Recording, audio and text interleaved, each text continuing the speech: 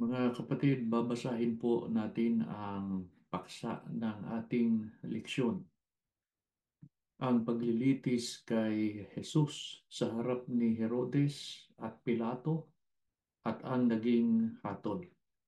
Nang mapag-alaman po ni Poncio Pilato na ang Panginoong Kristo ay taga Galilea, ipinadala niya siya kay Herodes na ng mga araw na iyon ay nasa Jerusalem din naman.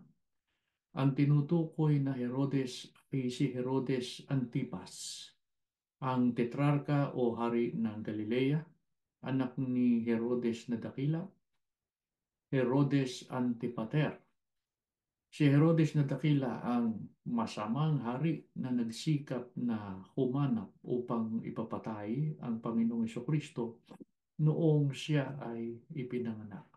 Dumako tayo sa unang bilang, mga kapatid.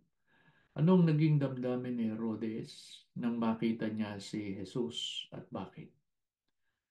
Ang sagot, lubos siyang nagalak sapagkat matagal na niyang hinahangad na makita siya. Ito ay sapagkat nakarinig na siya ng maraming bagay patungkol kay Jesus.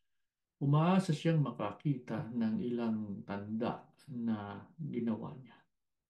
Sa kasunod po na bilang, nang iharap sa kanya si Jesus, ano ang kanyang ginawa? Ang sagot, maraming itinanong si Herodes sa kanya, ngunit wala siyang isinagot ni isang salita. Sa pangyayaring ito, mga kapatid, isang hula o paunang pahayag sa Biblia tungkol sa Panginoong Kristo ang natupad. Ang nakasaad sa Biblia ay siya ay binugbog at pinahirapan ngunit hindi kumibo kahit isang salita. Tulad ay tupang nakatakdang patayin, parang korderong hindi tumututol kahit nagupitan at hindi umiimik kahit kaunti man. Sa ikatlong bilang, mga kapatid, anong ginawa ng mga pangulong saserdote at mga guro ng kautusan na naroon sa pagkakataong iyon?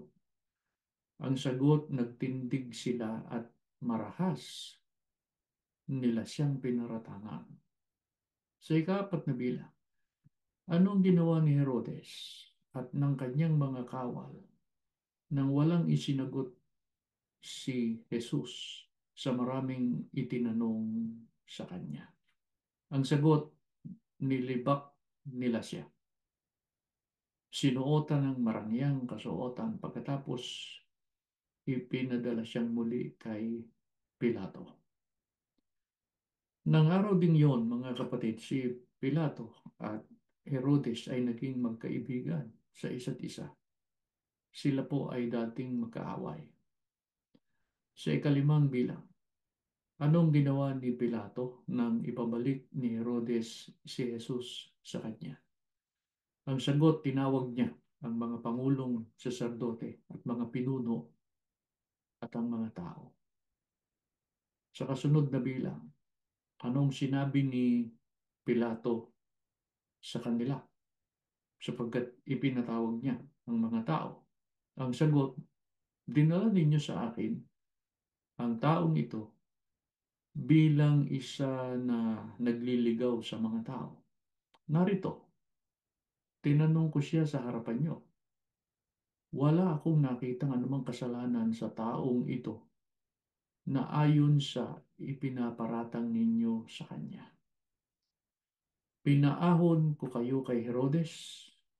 Maging si Herodes ay walang nakitang ginawa niya na nararapat hatulan ng kamatayan. Pagkaparusa ko nga sa kanya, palalayain ko siya. Sa kasaysayan, mga kapatid, tuwing araw ng paggunita ng Pasko ay kinakailangan may isang palalayain si Pilato. Yan po ay mababasa natin sa Lucas 23:17.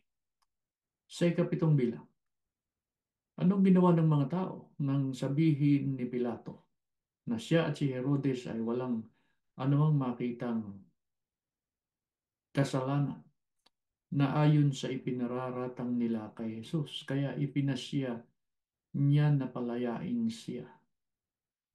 Ang sagot, sila'y sabay-sabay na sumigaw na sinasabing, ipapatay mo ang taong ito at palayain sa amin si Barabas. Mga kapatid, si Barabas ay nabilanggo dahil sa isang pagimagsik na ginawa niya sa lungsod at dahil din sa pagpatay ng tao. Hangad ni Pilato na palayain ang ating Panginoong Kristo. Kaya nagsalita nga siyang muli sa kanila. Sa kasunod na bilang, nang mapansin ng mga tao na hangad ni Pilato na palayain si Jesus, ano ang isinigaw nila? Ang sagot, basahin natin, ipako siya sa krus, ipako siya sa krus. Kaya mapapansin natin mga kapatid na gustong-gusto nilang ipapatay ang ating Panginoon. Sa kasunod na bilang, ano ang sinabi ni Pilato sa mga tao sa ikatlong pagkakataon at ano ang ipinasya niyang gawin? Ang sagot, anong kasamaan ang nagawa ng taong ito? Wala akong makita sa kanya na dahilan upang hatulan siya ng kamatayan. Pagkatapos ko nga siyang ipahagupit, palalayain ko siya. Mga kapatid, sa pagkakataong ito ay nagpupumilit ang mga tao na sa malakas na tinig ay hinihingi nila na ang Panginoon ay ipako sa krus. Ang tinig nila at ng mga pinunong saserdote ay nanaig. Kaya sa kasunod na bilang, ano ang ginawa ni Pilato? Dahil iginigiit ng mga tao na ipako ang Panginoon sa krus. Ang sagot, basahin natin. Inihatol ni Pilato na ang kahilingan nila ang mangyari. Pinalaya niya si Barabas na nabilanggo dahil sa paghihimagsik at pagpatay, ngunit si Jesus ay ibinigay niya sa kanilang kagustuhan na ipako siya sa krus. Mapapansin natin, mga kapatid, na nawalan ng loob si Pilato na gawin kung ano ang tama o kung ano ang dinidikta ng kanyang budhi. Sa halip ay sinunod niya ang gusto ng mga tao na ipapatay ang ating Panginoong Hesukristo. Sa kasunod na bilang, anong ginawa ng mga kawal nang ibinigay si Jesus sa kanila? Basahin natin ang sagot. Dinala nila si Jesus sa bakuran ng palasyo ng gobernador at kanilang tinipon doon ang buong batalyon. Sinuotan nila si Jesus ng malabal na kulay ube. Kumuha sila ng halamang matinik. Ginawa iyong korona at ipinutong sa kanya. Pagkatapos sila'y pakutiyang nagpugay at bumati sa kanya, sinabi nila, mabuhay ang hari ng mga Hudyo.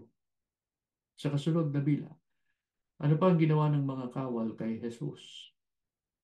Ang sagot, hinampas nila siya sa ulo sa pamamagitan ng tambok at dinuraan siya. Pakutya silang lumuhod at sumamba sa kanya.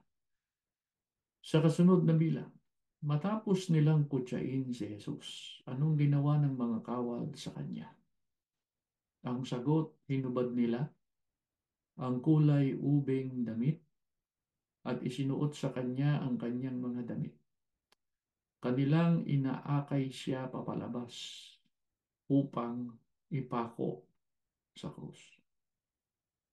Mga kapatid, dinanas ng ating Panginoong Kristo ang lahat ng pagkutya at pagpapahirap na ito sa kamay ng mga tampalasan dahil sa ating mga kasalanan. Katuparan ito ng paunang pahayag na nakasulat sa Isaiah 53, 3 hanggang 6 na nagsasabing siya ay hinamak at itinakwil ng mga tao.